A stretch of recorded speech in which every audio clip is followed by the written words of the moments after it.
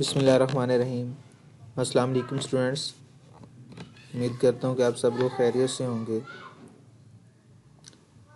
Data mining के इस course के लास्ट लेक्चर में हमने कुछ एट्रीब्यूट्स की टाइप्स को डिस्कस किया था और हमने सबसे पहले एट्रीब्यूट को देखा था।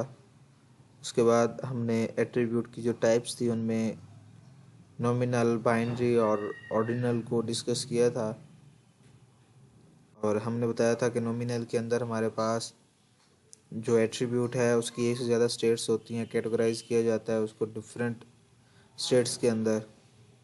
फिर हमने बाइनरी की बात की थी तो उसमें सिर्फ दो स्टेट्स होती हैं, 0 और 1 की फॉर्म में, येस और नो की फॉर्म में, ट्रू और फॉल्स की फॉर्म में, नेगेटिव और पॉजिटिव की फॉर्म में। ऑर्डिनल की बात की थी तो हमने उसमें कहा था कि उसमें जो वैल्यूज़ हैं वो रैंकिंग की फॉर्म में होती हैं।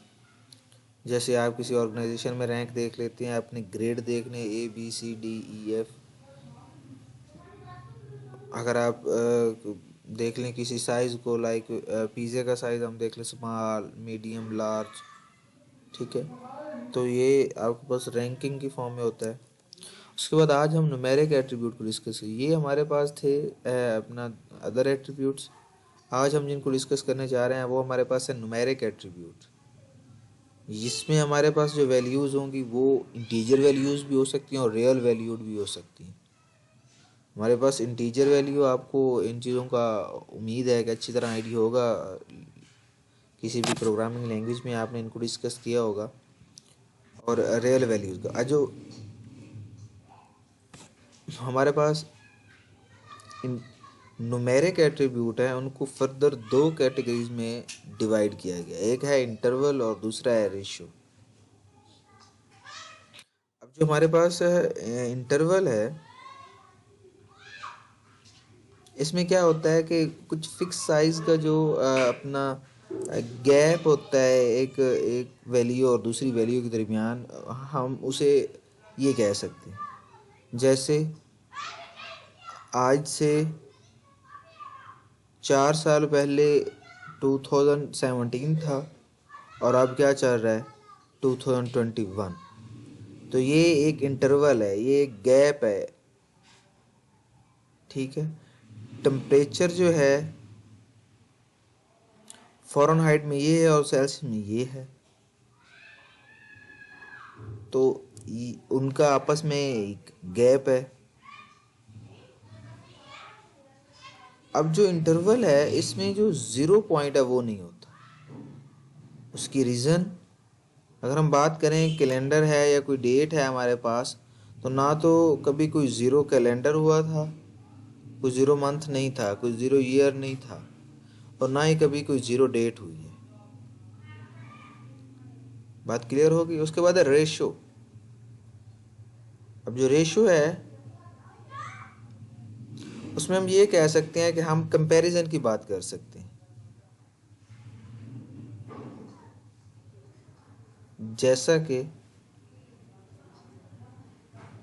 हमारे पास क्या है,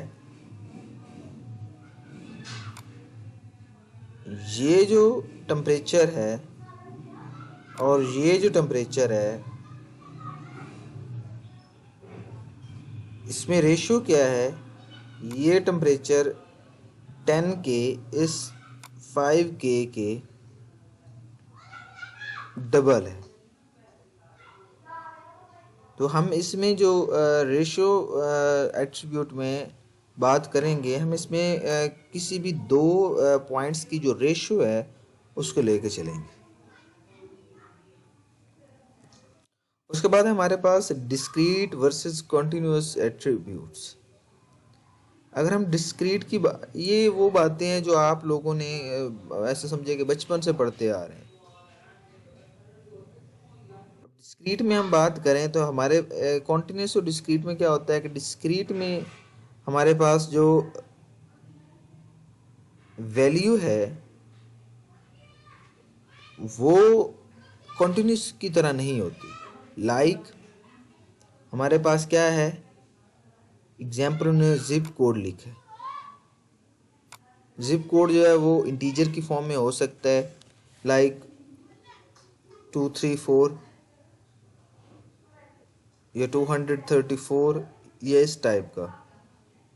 या फिर हमारे पास set of words in a collection of documents, हमारे पास सेट ऑफ वर्ड्स एक डॉक्यूमेंट्स में कितने हो सकते हैं, लाइक वो वर्ड्स या तो 30 हो सकते हैं, 50 हो सकते हैं, 100 हो सकते हैं, 1000 हो सकते हैं, 2000 हो सकते हैं, 500 हो सकते हैं।